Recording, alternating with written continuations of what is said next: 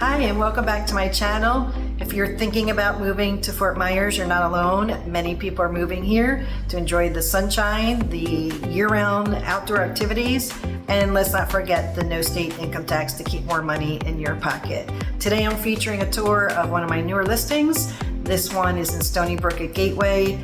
Beautiful community. Very reasonable low HOA fees for what you are provided with in those HOA fees. So you're getting Xfinity high-speed internet, cable, all of the amenities, which include a clubhouse, tennis, pickleball, sand volleyball, baseball field, soccer field, fitness room, community pool, spa, kiddie pool, playground, basketball, inline skating rink. They do have a lot of clubs and activities and events for all ages in here. So a lot that comes with the neighborhood.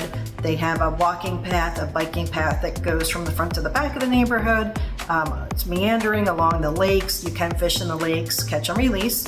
And they do have more of a park-like setting with park benches that you can sit and enjoy the lake views and the sunsets. So just a great community, a great vibe in here.